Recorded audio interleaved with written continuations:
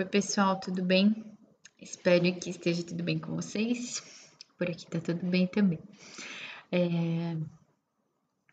Eu vou falar um pouco hoje sobre um tema que às vezes eu acabo falando junto com a parte do pertencimento, da casa em si, né? Tudo aquilo que a gente leva como uma memória afetiva da casa, junto com o que eu passei a aula passada.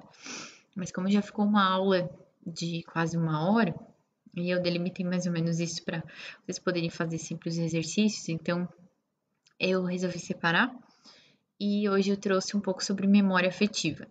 Que memória afetiva pode ter? Pode acontecer de diversas formas e eu vou mostrar para vocês algumas coisas e alguns exemplos onde ela pode aparecer.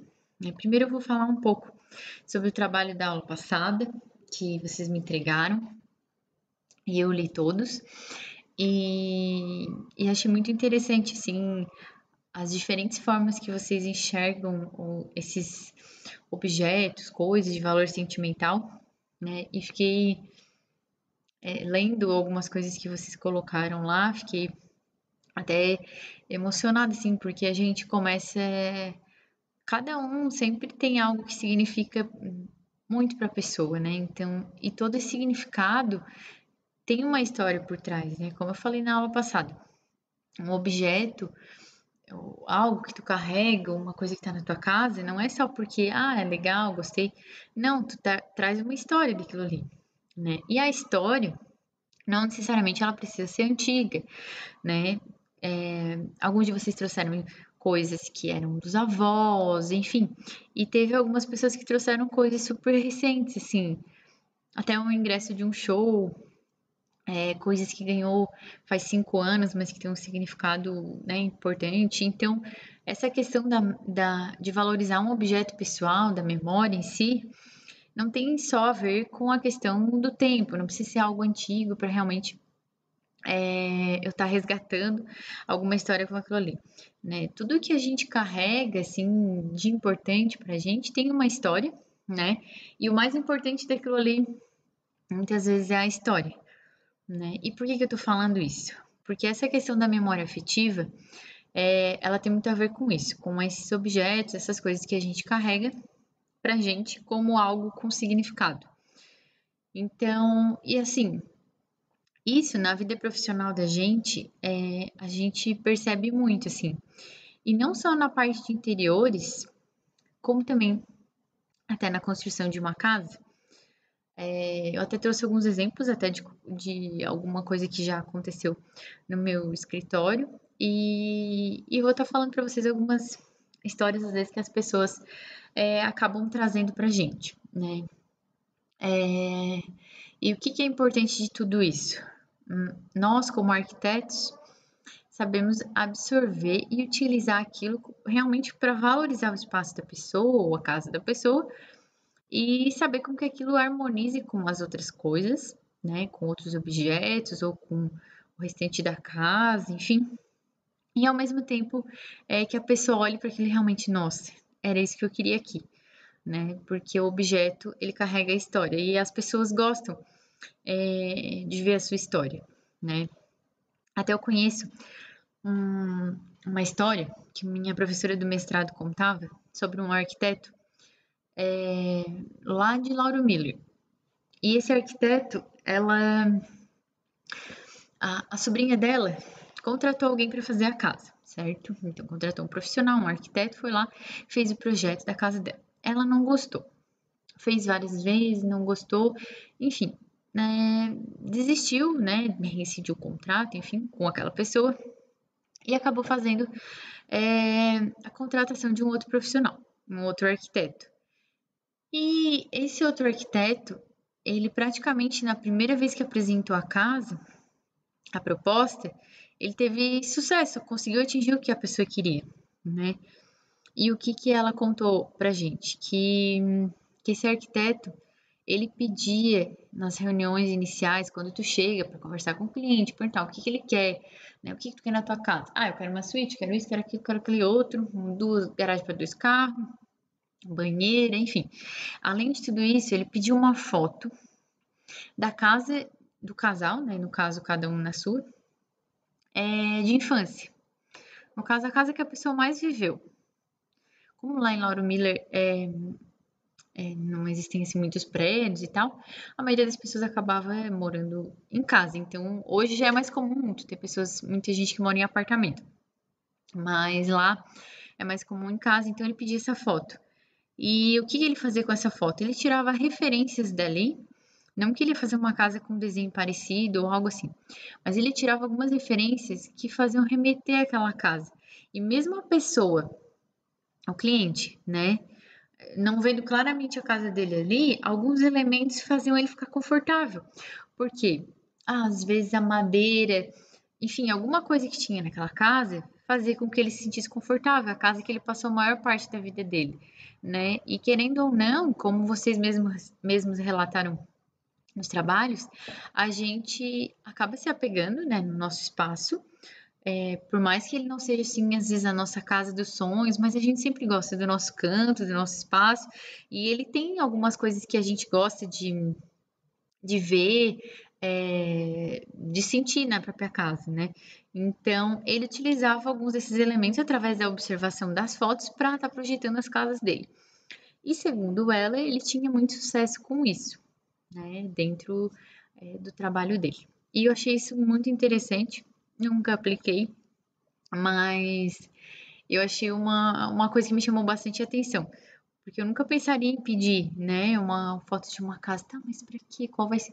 Né, quando a gente pede foto, normalmente tu pensa assim, poxa, eu vou pedir foto de referência do que a pessoa gosta. Às vezes a pessoa passa numa casa, bate uma foto, ah, gostei disso aqui, quero isso aqui.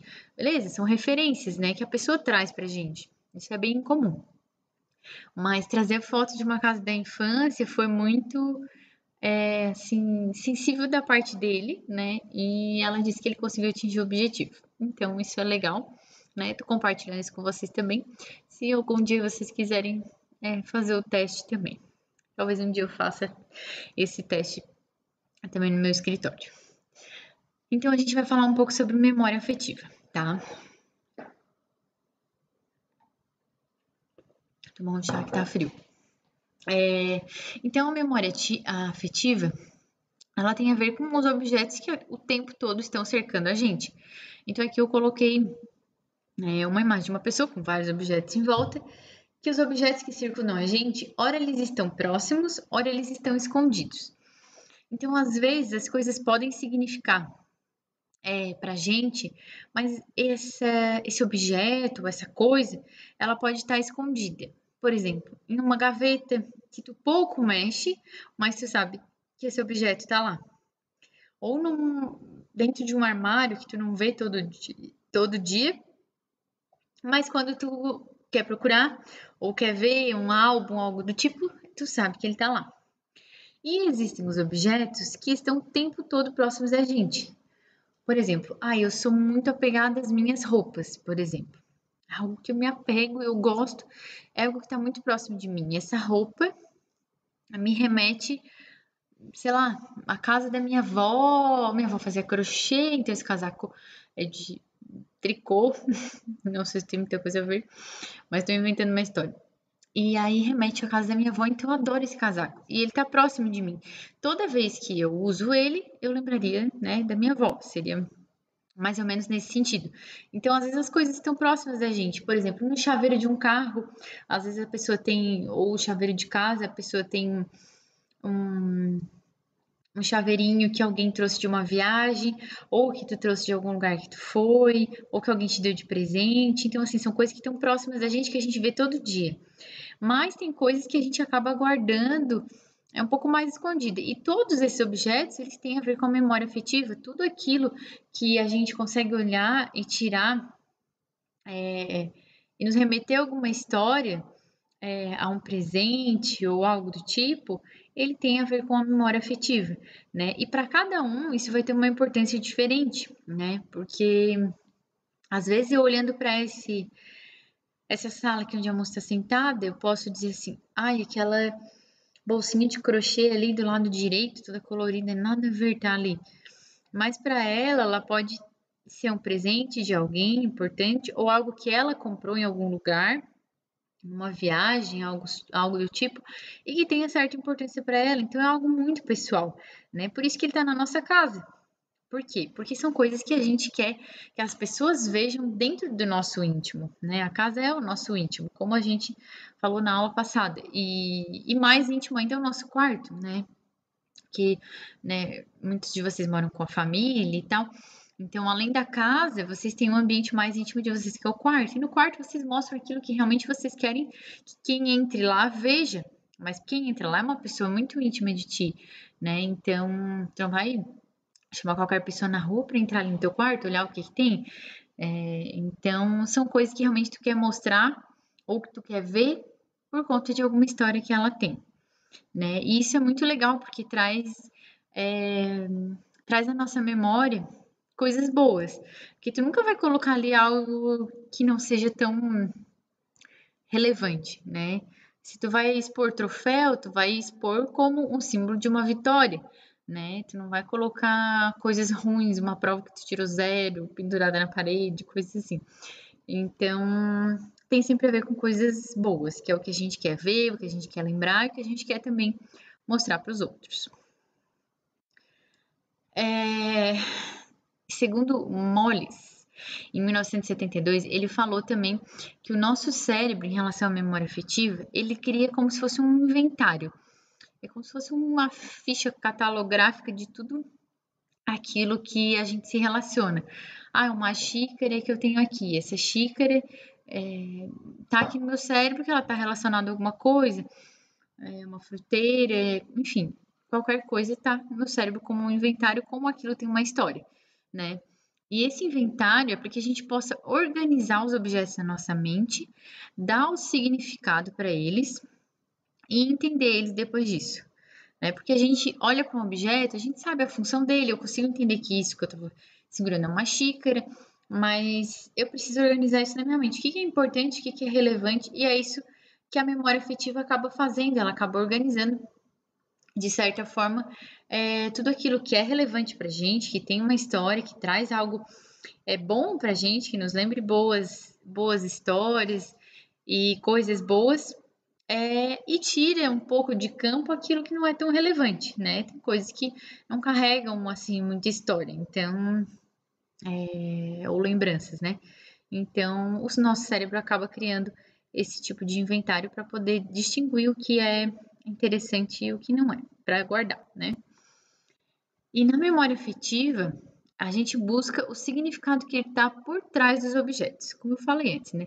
Utilizando os parâmetros de observação e também de significação.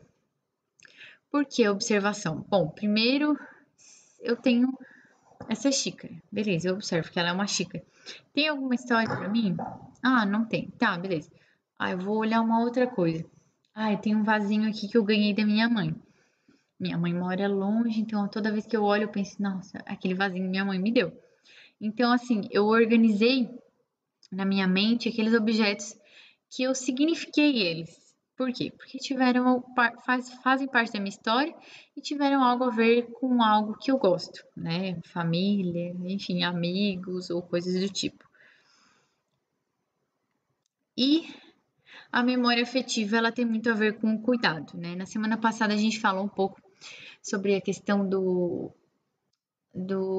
pertencimento, do sentimento de defesa e da própria cultivação, que tem a ver com o cuidado, né? Que vocês até comentaram na casa de vocês, de cultivar o espaço, né? Dos pais e mães de vocês, ou vocês mesmos estarem cuidando do espaço onde vocês vivem, né? E a questão da memória afetiva, ela traz objetos que eu vou cuidar deles. Se eu ganho da minha avó um bule desse pintado, se eu considero ele com memória afetiva, isso sim, eu considero.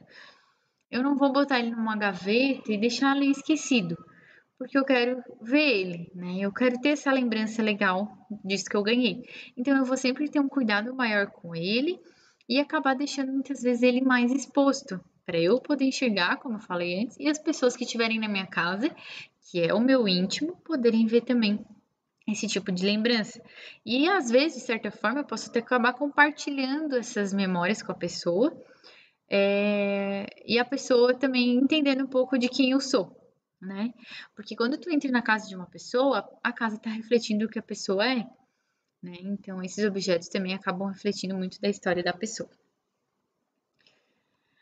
Então, Moles também, que é o mesmo autor que fala sobre memória afetiva, ele fala que o espaço da casa é um universo individual, íntimo e familiar. Como eu falei antes, é algo muito íntimo tu entrar, né, na casa de alguém, exceto, né, se for para fazer algum trabalho, alguma coisa. Mas a casa é algo íntimo, né?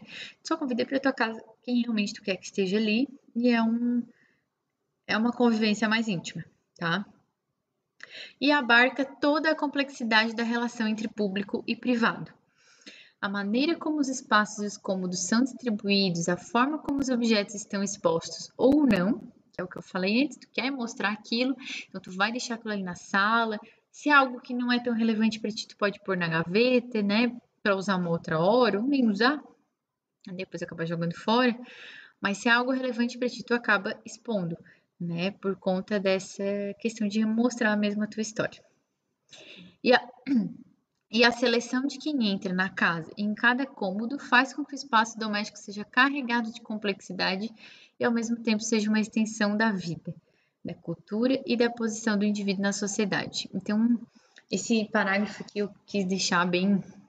Ele que é um autor que fala sobre memória afetiva, que resume bastante tudo aquilo que a memória afetiva traz, né, e o que ela é. Então, como eu falei antes, em relação ao público e privado, a demonstrar ou não aquilo que está dentro da tua casa, mostrar esse tipo de objeto, é algo que é muito particular, é complexo e ele faz parte de uma extensão da vida, como ele fala aqui, que a casa é a extensão da nossa vida. Tudo que a gente carrega aqui é porque tem algum significado. Se eu tenho uma máquina de café, é porque eu gosto de café, eu tomo café, né? É, a não ser que seja um espaço comercial, que eu quero agradar meus clientes, mas na minha casa é muito particular. Eu vou colocar uma extensão do que realmente é a minha vida, né? Então, se eu tenho um cachorro, é porque eu gosto de cachorro, não é simplesmente porque eu quero deixar eles aqui, né? E mais ou menos esse tipo de pensamento. E ele ainda fala que a casa é composta não só por paredes, telhados e pinturas. Ela é composta por móveis e objetos de várias categorias, que cada um, na verdade, tem a sua importância, né? E ao entrar na própria casa, o indivíduo entra em outro universo. Na verdade, é o seu universo, né? Em um espaço onde reproduz o seu estilo de vida, os seus sonhos, desejos, medos, memórias e esquecimentos.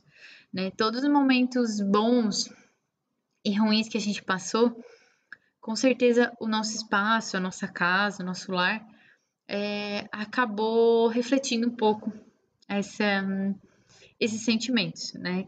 Coisas boas acontecem dentro de casa, momentos ruins também acontecem dentro de casa, e tudo isso faz parte dessa vivência do lar.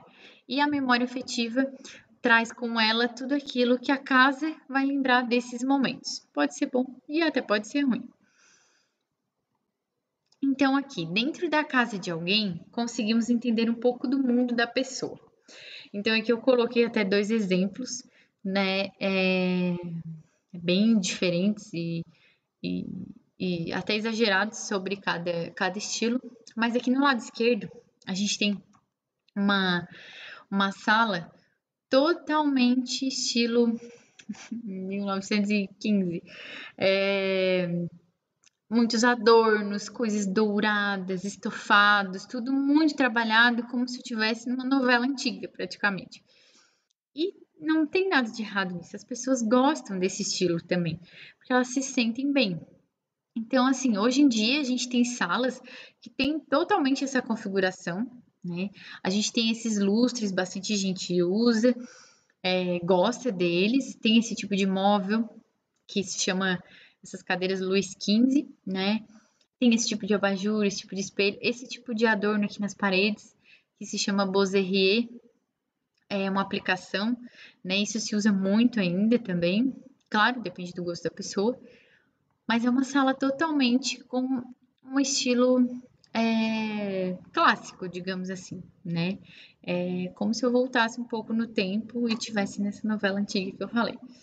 E isso mostra o estilo de vida dessa pessoa. Se eu sou recebida nessa sala, digamos que eu vou tomar um café na casa de vocês e chego lá, tá essa sala. Eu vou entender que o estilo de vida, o que vocês gostam, é isso. Senão, não teria por que vocês terem essa sala, né? Quando eu chego numa casa que tem uma sala como essa do lado direito, uma rede na sala, um tapetão de crochê no chão, umas almofadas no chão, um armário todo tipo grafitado, assim, com pinturas e desenhos diferentes, as luminárias todas meio industrial, mais soltas. O que que acontece? O estilo de vida da pessoa que mora aqui é totalmente diferente. Se eu sou recebida para tomar café na casa de vocês, numa casa assim, eu já percebo, essa pessoa tem esse estilo de vida, ela gosta de sentar na rede e ler um livro, é totalmente diferente do estilo de vida de uma pessoa que mora aqui, né? Porque a pessoa que mora aqui, ela quer demonstrar esse estilo de vida que ela tem, que ela gosta, que ela quer. E a pessoa que mora aqui já tem um estilo totalmente diferente, né? E nós, como arquitetos, o que que é importante de tudo isso? A gente poder entender qual é o modo de vida dessa. Desculpa, gente. No frio a rinite ataca. Qual é o modo de vida dessa pessoa, a gente entender, para poder refletir melhor esse espaço que a gente vai projetar, e até casa, enfim. Por quê? Muitas vezes a gente quer projetar algo, eu quero fazer uma mesa dessa que é bonita. Mas, poxa, não é a cara da pessoa que eu tô projetando, né? Então, a gente tem que saber um pouco, perceber, né, o que o cliente entende como um bom modo de vida, um modo de vida que ele gosta, para poder refletir isso no espaço dele. Quando a gente mora com o pai, a mãe, muitas vezes a gente não consegue refletir o nosso estilo de vida numa sala, por exemplo, né? Às vezes, se eu vou botar uma rede na sala, se eu moro com meu pai, tá louca. O que te deu? Bota quando tiver tua casa. Porque não faz parte do estilo de vida dele. E quando a gente vive no coletivo, a gente tem que entender também e aceitar as diferenças, né, de quem vive ali. Mas quando o estilo de vida da pessoa é dessa forma, e é a casa dela, e ela faz as escolhas, é o íntimo dela, é assim. E eu vou entrar nessa casa, eu não posso julgar essa casa como sendo, ai, coisa feia, coisa ruim, sentar no chão. Não, é o estilo de vida daquela pessoa. E a gente acaba se adaptando, o ser humano é muito adaptável, se adaptando a cada estilo de vida e todos nós somos diferentes, né? Então, a gente como arquiteto, assim, o meu objetivo para vocês de mostrar muito de tudo isso é que vocês sejam mais sensíveis a enxergar aquilo que o cliente de vocês vai querer para aquele espaço dele, né? Para que simplesmente não seja só um móvel bonito que eu vou colocar ali, um tapete bonito que está na moda. Não, que seja aquilo que a pessoa goste, né? Às vezes é o tapete de crochê da avó, que eu olho, ai meu Deus, como é que eu vou botar isso? Mas que a pessoa vai gostar e que eu vou, né? O meu desafio é harmonizar tudo isso com os objetos que ela gosta, né? Por isso que o nosso desafio é grande. E às vezes isso aqui passa, às vezes não passa. Nós, como arquitetos, então, podemos perceber nas pessoas os anseios e os sonhos para os espaços que elas querem vivenciar, que elas estão contratando a gente para projetar. E também entender quais os objetos que precisam ser valorizados nessa proposta. Através da intuição, que é uma coisa assim que a gente tem que desenvolver, né? Não que tu é obrigado, mas assim, a conversa com a pessoa que está te contratando não é simplesmente para te erguer 4 paredes ou fazer um móvel de cozinha, botar um puxador, botar uma pedra, botar uma geladeira ali e tá tudo certo. Não, a pessoa quer que tu capte o que ela quer. Então a gente precisa ser um pouco sensível, assim, perceber coisas que ela às vezes não vai falar, mas que ela valoriza aquilo. Tem um designer de produto, assim, que eu vi alguns projetos dele, que ele vai na casa da pessoa e ele pede para passar o dia lá. Na verdade é um designer de interiores, não é de produto. E de produto é outro que eu ia falar. E aí ele pede para passar o dia na casa da pessoa. passando o dia na casa da pessoa, ele pede, tipo, total liberdade, assim, ele disse. Ele abre as gavetas, claro, tudo com a pessoa em casa e tal, posso abrir. Aí ele abre as gavetas, olha o que a pessoa tem ali. E uma vez ele foi, até tem a foto aqui, e encontrou um objeto que era uma garrafa de champanhe vazia e já bem velha, dentro de uma gaveta. E aí ele perguntou pra eles, tá, o que que é essa garrafa de champanhe aqui, velha, guardada? Porque assim, se tu vai guardar uma garrafa de champanhe, alguma coisa tem. Ou tu pagou caro, quer guardar a garrafa, ou ela tem uma história, né? E aí a pessoa falou assim, não, é que é o nosso champanhe do casamento. Fazia 25 anos já que eles eram casados. Então, o que que ele fez?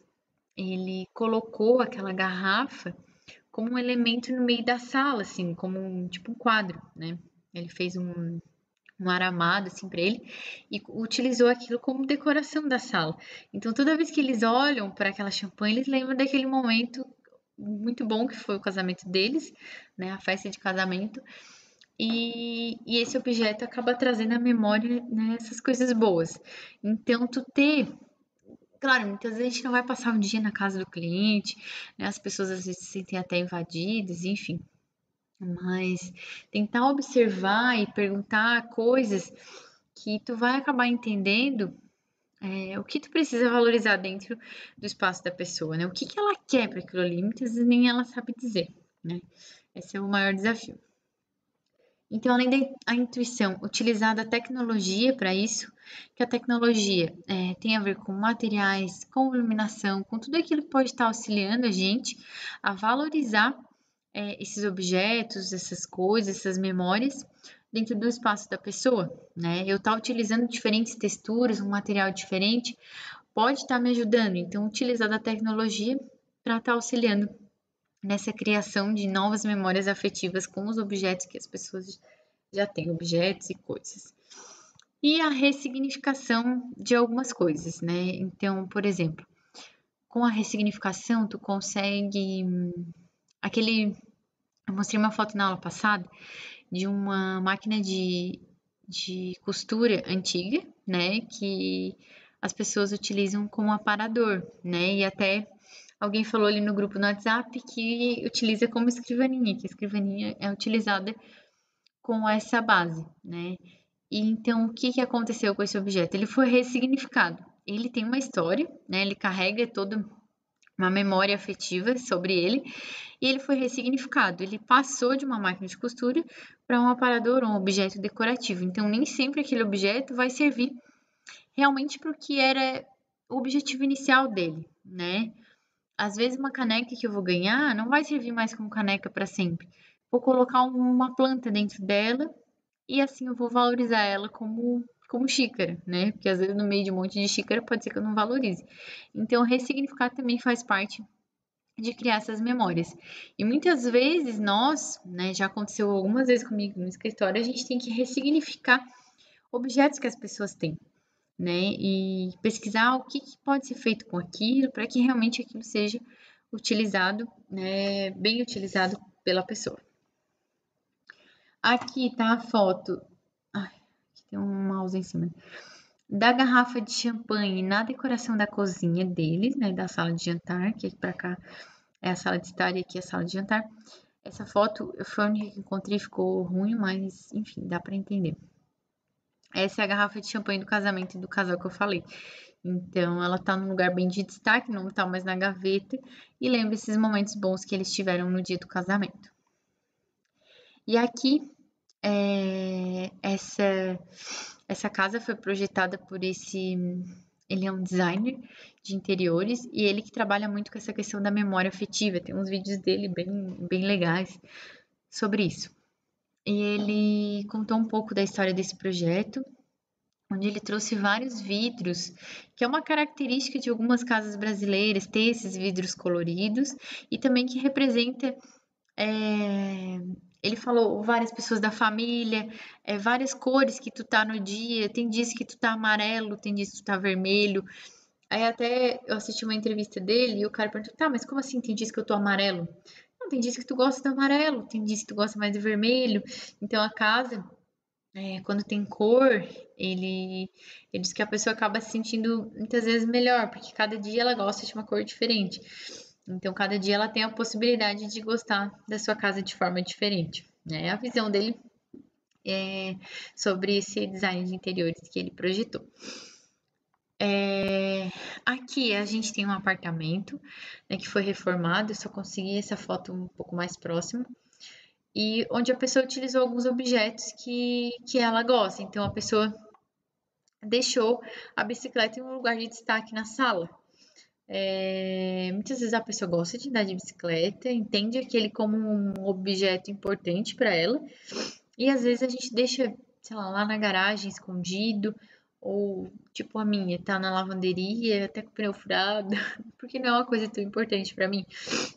Então, assim, muitas vezes entender aquilo que é interessante, importante para a pessoa, faz com que os nossos projetos fiquem cada vez mais como a pessoa quer, né? O projeto não tem que ser como a gente quer, tem que ser a cara realmente de quem vai estar morando e utilizando. Aqui nessa sala, a gente tem alguns objetos, né, mais estilo contemporâneo, linhas mais retas e tal, o sofá, enfim. E a gente tem o relógio da vovó aqui. Esse relógio até eu tenho guardado num depósito que meu pai pegou de não sei quem lá e deixou aqui na minha casa para um dia usar e nunca usou. É aquele relógio que tem o cuco aqui que bate aqui embaixo. E ele é um objeto de destaque na sala, né? Todas as paredes brancas, tudo claro. E ele foi colocado ali estrategicamente para ser valorizado em relação a essa sala de estar, né? Esse aqui foi um móvel de um projeto nosso que eu achei interessante trazer porque ele foi bem valorizado, assim. O que esse aparador foi? Ele era a penteadeira dessa senhora, uma mulher, né? Ela tem 55 anos e ela era a penteadeira dela quando ela era nova. Então ela tinha um espelho em cima, tinha um puff e tal. E ela não tinha mais isso, ela só tinha essa penteadeira. E ficava com a TV dela lá no quarto. E a gente fez o projeto da sala dela. Aí o que ela falou: "Ai, gente, queria usar isso em algum lugar, mas não sei se vai caber, né? Minha sala é pequena e tal. Tentem botar ele lá." Aí o que a gente fez? A gente falou: tem que ser da mesma cor, o que a gente pode fazer? Ela disse: não, pode alterar ele. Aí a gente utilizou ele e mais uma outra peça que ela tinha de madeira, mas em outra ideia, assim, não é no mesmo desenho.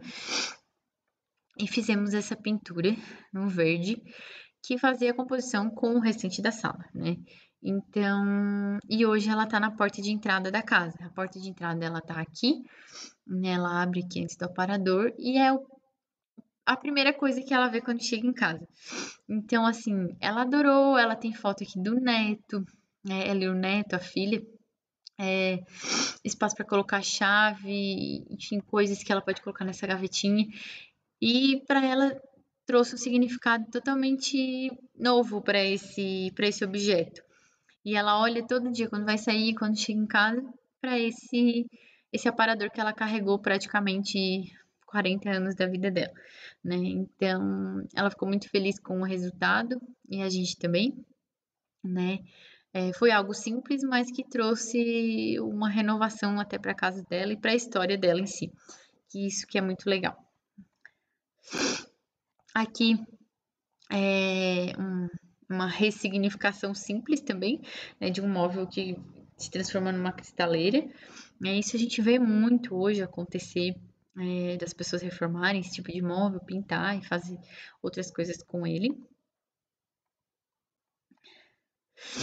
Então, vamos lá para o trabalho sobre o trabalho da aula de hoje. Eu fiz algumas alterações em relação ao trabalho, que ia ser sobre a casa, vocês iam fazer na casa de vocês e tal.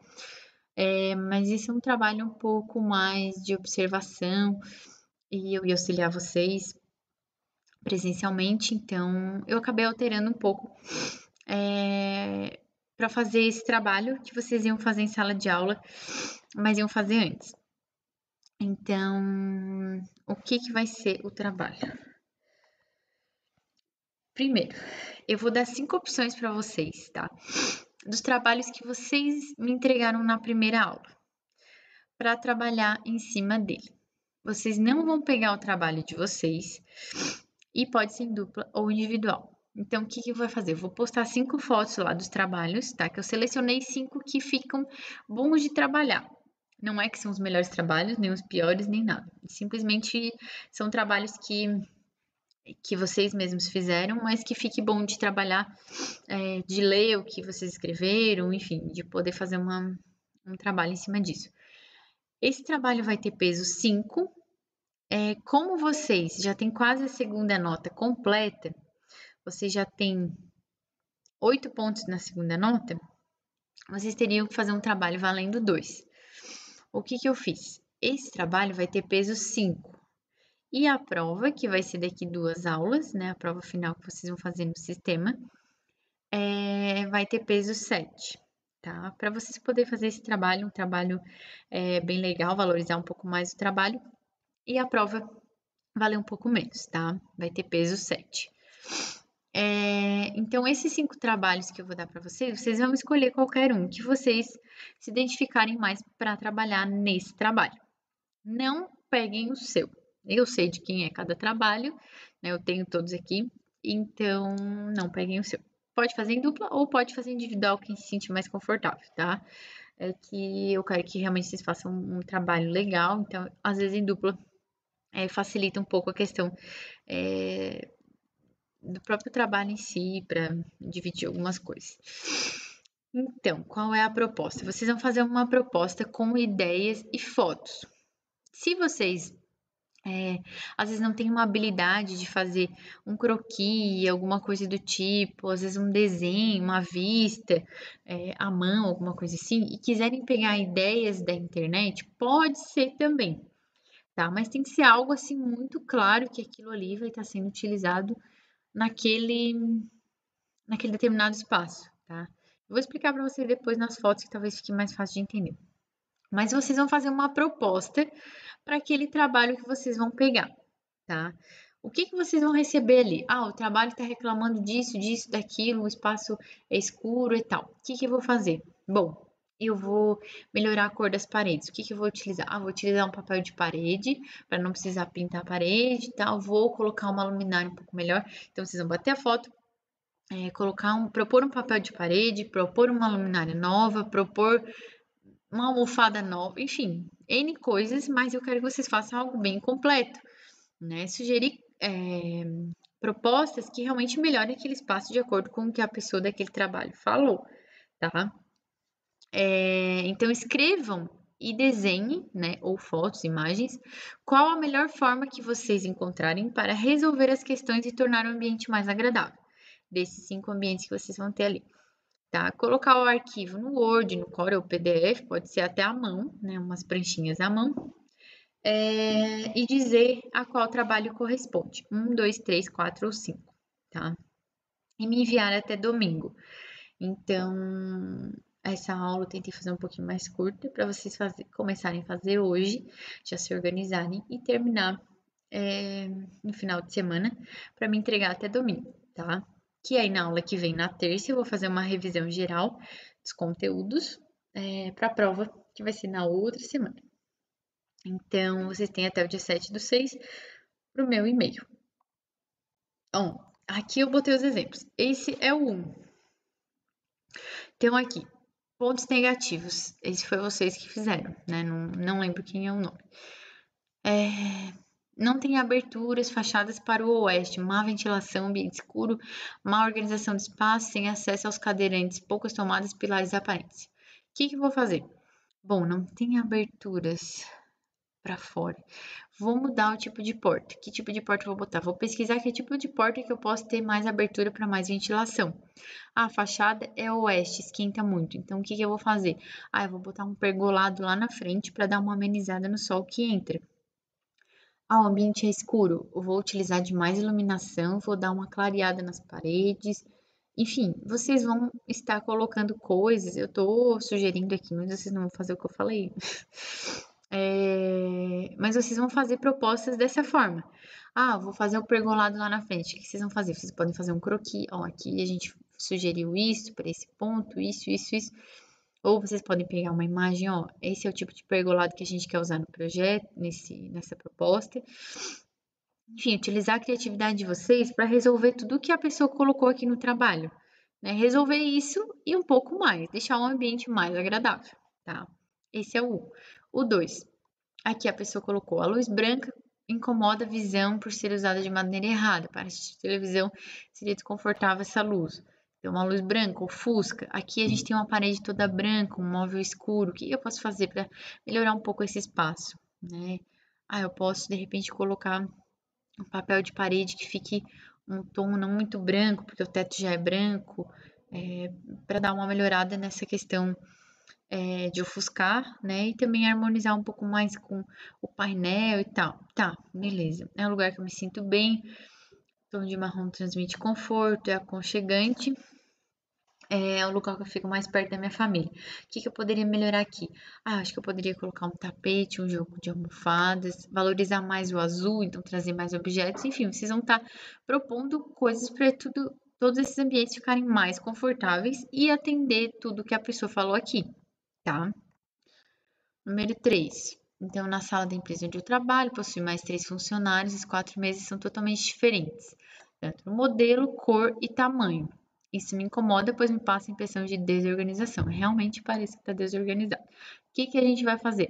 Ah, a gente vai propor o mesmo desenho de mesa. Qual é o desenho? Ah, o desenho é esse aqui, um croquis, uma foto, enfim. Para fazer essa proposta. Aqui também tem algumas coisas desorganizadas que incomoda a pessoa. Enfim, aí eu risquei aqui coisas que eu observei no trabalho da pessoa. E esse é o 3. Esse é o 4. Esse é no ateliê de desenho de vocês. Tem algumas coisas aqui, o pilar, um buraco na parede, essa tubulação aparecendo, né? Falta de cuidado. Mas o que eu posso fazer para melhorar? O que eu poderia fazer com esse pilar? Ah, eu poderia estar valorizando ele, fazendo uma mesa aqui em volta, ou enfim, o que eu posso estar melhorando aqui nessa sala, né? Para ela se tornar um pouco mais confortável, ela é muito branca. Então, realmente fazer propostas que tornem o ambiente mais confortável. E no ambiente 5 também é um outro ambiente de escritório, que é tudo aberto, é pequeno, aqui diz que o espaço, todos os funcionários estiver atendendo o cliente no mesmo horário, todo mundo falando junto, então, né, vocês vão fazer uma proposta para isso, certo? Eu vou ficar à disposição, né, hoje para ajudar vocês, depois que vocês assistirem a aula, para dúvidas sobre o trabalho, se vocês quiserem mandar coisas durante o restante da semana, né? Até domingo, professor, eu posso fazer assim ou assado? Podem me perguntar, né? Eu acho que é o momento de vocês usarem um pouco a criatividade agora para estar auxiliando a resolver e tornar esse ambiente mais confortável, né? Trazer coisas aqui que vocês podem aplicar nos projetos futuros de vocês, certo? Então é isso. Espero que gostem de fazer esse trabalho e até a próxima.